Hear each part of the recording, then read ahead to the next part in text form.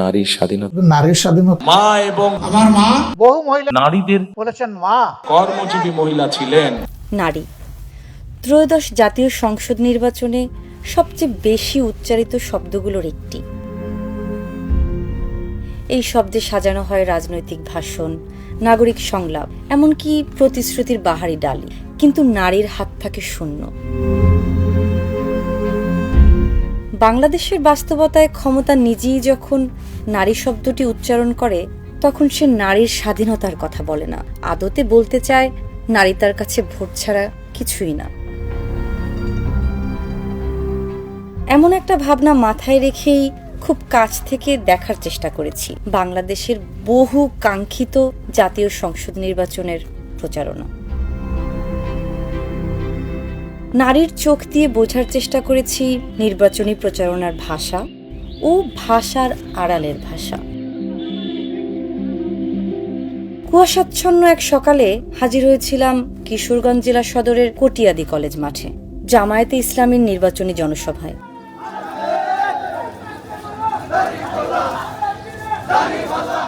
পুরুষের মিছিল ধীরে ধীরে ভরিয়ে তুলছিল মাঠ,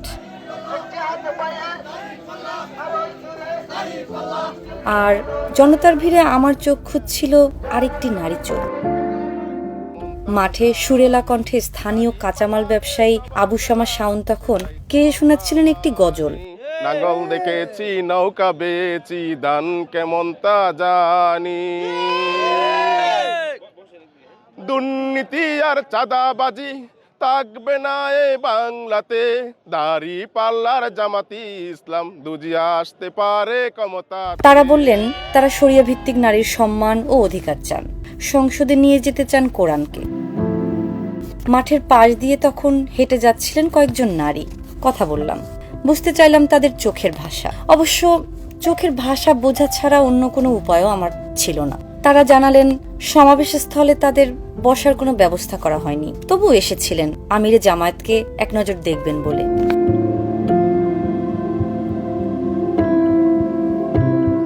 মাঠে নারীদের উপস্থিতি চোখে না পড়লেও আমার চোখ গিয়ে পড়ল মাঠের একপাশের একটা স্টলে, যেখানে সাজিয়ে রাখা একটা বই, ইসলামী সমাজ গঠনে নারী সমাজের ভূমিকা। বইয়ের পাতা উল্টাতে উল্টাতে চোখ চলে গেল দূরে, শহীদ মিনারের ফাঁক দিয়ে উকি ঝুঁকি দেওয়া দুজন নারীর দিকে। এগিয়ে গিয়ে দু এক কথা বলার চেষ্টা করি। তারা জানালেন তাদের ধর্মীয় আদর্শে নারীদের সম্মান নাকি পুরুষদের চেয়েও বেশি। আশা করি ভালো হবে, ন্যায্য অধিকার পাবে। কোরআনে মহিলাদেরকে সবচেয়ে বেশি সম্মানিত করছে, যেটা কোনো ধর্মে সম্মানিত করে না, আর সেটা আমরা ইনশাআল্লাহ পাবো। সমান অধিকার হবে নারী পুরুষ, সমান অধিকার না, আরো বেশি, মহিলারা আরো বেশি পাবে। মানুষের নিরাপত্তাটাই চাই, এটা হইলো মানুষের নিয়ে। মানুষকে নিয়ে কোরআনে আপনার করে দেখবেন যে মহিলাদের অধিকারটা বেশি দেওয়া হয়েছে, কোরআনে বেশি দেওয়া হয়েছে, জানি না, সবাই জানি না, সবাই খালি সমান অধিকার নিয়ে খুঁজি, আসলে মহিলাদের সুবিধা এভরিথিং বেশি। অথচ তারা নিজেরাই এই সমাবেশ স্থলে থাকতে পারছেন না, শুধুমাত্র নারী বলে। জামায়াতের আমির শফিকুর রহমান এলেন, মাঠ কাঁপানো বক্তৃতা দিলেন। বিভিন্ন জায়গায় কিছু উৎপাত আছে, মাদের সাথে কিছু অভদ্র আচরণ করা হয়, অশালীন আচরণ করা হয়, আমি তার প্রতিবাদ করি। কিছু লোক এখন আমার পিছনে লেগে গেছে। স্লোগান, হাততালি, পুরুষ কণ্ঠের গগনবিদারী গর্জন।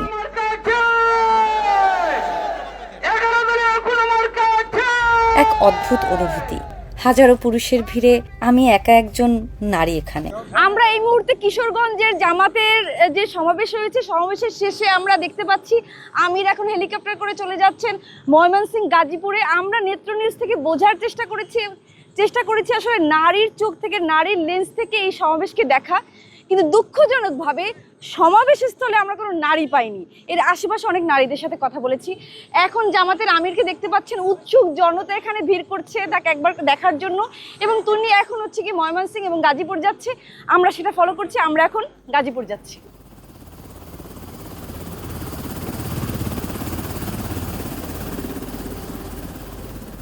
গাজীপুর, কয়েক হাজার নারী সমবেত হয়েছেন এখানে।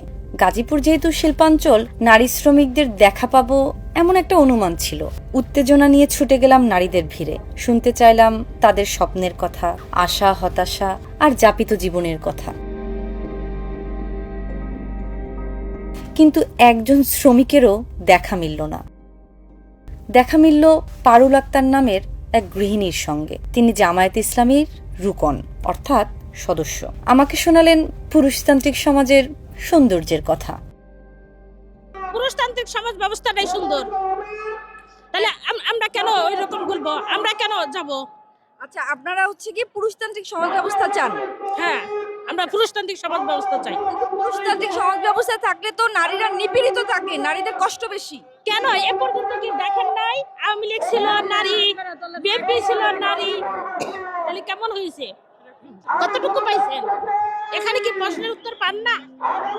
লীনা নামের এই তরুণী প্রস্তুতি নিচ্ছেন বিশ্ববিদ্যালয় ভর্তির। তার গভীর বিশ্বাস, দাঁড়িপাল্লা ক্ষমতায় এলেই দেশে শান্তির বাতাস বইবে। আমাদের দেশে দাঁড়িপাল্লা আসলে আমাদের যে নারীরা যে উচ্ছৃঙ্খলতা ওগুলা সব রক্ষা পাবে, সবাই দেশে শান্তি প্রতিষ্ঠা হবে। খাদিজা নামের এই নারী 2006 সাল থেকে যুক্ত জামাতের সাথে। সমান অধিকার তিনি কোনোভাবেই চান না। আমি ছিলাম উশৃঙ্খল, ঠিক আছে, এখন কোরআন হাদিস পড়ে পড়ে পড়ে পড়ে আমি এখন আলহামদুলিল্লাহ আল্লাহ রাব্বুল আলামিন আমাকে যেভাবে পরিবর্তন করছে, আমি চাই আল্লাহ যেন আরো পরিবর্তন করে। আমি ঈমান নিয়ে মরতে চাই, ঠিক আছে। দাড়িপাল্লা দিয়ে তো দেশ শাসন করে নাই, কোরআন দিয়ে তো দেশ শাসন করে নাই। এখন কোরআন দিয়ে কিভাবে দেশটা শাসন করে ওইটা আমরা দেখতে চাই। আপনাদের কি সমান অধিকার হবে? একটা পুরুষের যে অধিকার একটা নারীর সেরকম অধিকার থাকবে? কেন এদিকে এত বিচার কেন করেন আপনারা? নারীদের কারণ সম্মান নারীদের সম্মান বেশি, নারীদেরকে এখন নবী দিয়েছেন বেশি।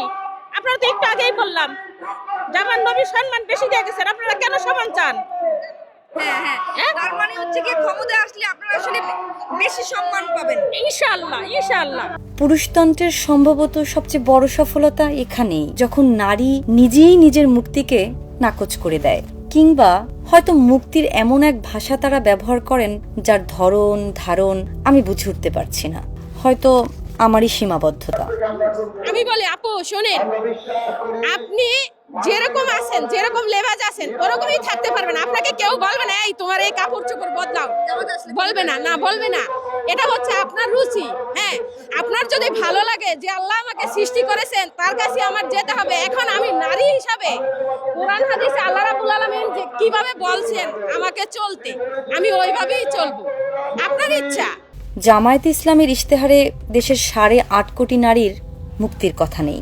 সেখানে প্রাধান্য দেওয়া হয়েছে পুরুষদের ক্ষমতায়ন ও রাষ্ট্র পরিচালনায় তাদের নেতৃত্বকে। নারীদের জন্য প্রস্তাব করা হয়েছে নিরাপদ, মর্যাদাপূর্ণ ও অংশগ্রহণমূলক রাষ্ট্র। শ্রমিক যারা থাকবেন, নারী শ্রমিক, তাদের জন্য কর্মঘণ্টার ব্যাপারে আমাদের একটা প্ল্যান আছে, আমরা বলেছি। পর্যায়ক্রমে সেটা ইনশাল্লাহ বাস্তবায়িত হবে। চিন্তাই যে যেতে হবে আমাদের, নারীদের যে প্রধান হতে হবে, ইসলামের দৃষ্টিতে সেটা কিন্তু আসলে সমর্থন করে না। আমরা পুরুষদের পাশাপাশি থেকে নারীদের অধিকারটা প্রতিষ্ঠা করতে চাওয়াটাই আমাদের, আমরা এটাই চাই। ধর্মাশ্রয়ী জামায়াতে ইসলামীর ইশতেহার থেকে এবার দেশের বৃহত্তম মধ্যপন্থী রাজনৈতিক দল বিএনপির দিকে চোখ ফেরাতে পারি। তারা নারীদের ব্যাপারে কি ভাবছে, নির্বাচনের মাঠে কি প্রতিশ্রুতি দিচ্ছে। দলটি এবার নারীদের সামনে হাজির করেছে নতুন প্রতিশ্রুতি, ফ্যামিলি কার্ড। বলা হচ্ছে এই কার্ড পৌঁছাবে নারীর হাতেই। যেহেতু দলটির বিরুদ্ধে দুর্নীতি, অর্থলোপাট এবং চাঁদাবাজির অভিযোগ আছে, সেহেতু তাদের ঘোষিত ফ্যামিলি কার্ড আদৌ নারীর হাতে পৌঁছবে কিনা তা নিয়ে সংশয় থেকে যাচ্ছে। দলের নানা পর্যায়ে নারীর ক্ষমতায়নের প্রশ্নেও বিএনপির মধ্যে যথেষ্ট পুরুষতান্ত্রিক রক্ষণশীলতা লক্ষ্য করা যায়। এবারের জাতীয় নির্বাচনে সারা দেশে মাত্র 10 জন নারী প্রার্থীকে মনোনয়ন দিয়েছে দলটি, অথচ 4 দশকেরও বেশি সময় দলটির নেতৃত্ব দিয়েছেন একজন নারী। যাই হোক, এবার খুব আগ্রহ নিয়ে পৌঁছে গেছি ফরিদপুরে বিএনপির একটি নির্বাচনী জনসভায়। বেশ জাঁকজমকপূর্ণ সমাবেশ, নেতাকর্মীদের পদচারণা, বাহারি ব্যানার ফেস্টুনে ভরে উঠেছিল মাঠ। কিন্তু সে তুলনায় নারীদের উপস্থিতি ছিল কম। উপস্থিত নারীদের প্রত্যাশা এই মুহূর্তে একটাই, ভোটের যুদ্ধে ধানের শীষ জয়ী হোক। ধানের শীষ জিতলে নারীদের প্রতিদিনের সংগ্রাম ঠিক কোন প্রক্রিয়ায় লাঘব হবে, নারীর নিরাপত্তা ও ক্ষমতায়ন কিভাবে নিশ্চিত হবে, তা নিয়ে কোনো ভাবনা এখনই ভাবছেন না এই নারী কর্মীরা।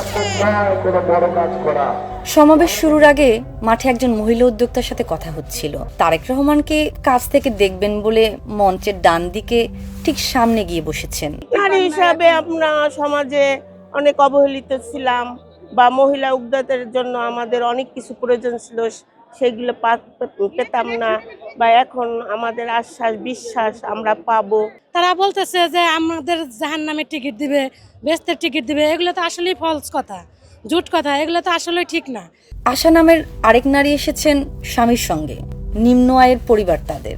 শ্রেণী বৈষম্য নারীর জীবনকে যে কঠিনতর করে তোলে, আশার জীবন তার চেয়ে ভিন্ন কিছু নয়। তারেক রহমানের কাছে তাই তার প্রত্যাশার শেষ নেই। গরিব একে তো গরিব, তারপরে সাপোর্ট নাই, গরিবের কিন্তু কোনো জায়গায় সাপোর্ট থাকে না, স্বাভাবিক। তো সবাই সমানভাবে সমান অধিকারে চলাফেরার অধিকার দাবি করে আর যে আসতেছে অবশ্যই তার কাছে দাবি যে সে আমাদের সুন্দর মতো একটা ব্যবস্থা করে দেয়, যাতে গরিবরা না খায় না থাকে, দরিদ্রতা না থাকে তাদের ভিতরে, তারা যাতে অভাব অনটন না করতে পারে, এটাই তার কাছে আশা।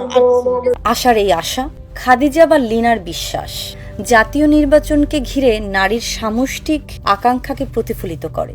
তাদের চোখে নির্বাচনকে দেখতে গিয়ে ভোটের মাঠে সক্রিয় দেখা গেছে বিপুল নারী রাজনৈতিক কর্মীকে। কিন্তু এসব নারী কি শুধুই টোকেন?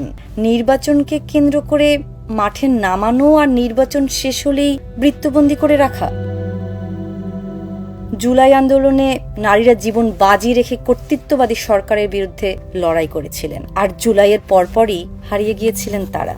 একই চিত্র কি আমরা দেখতে যাচ্ছি নির্বাচনের পরও?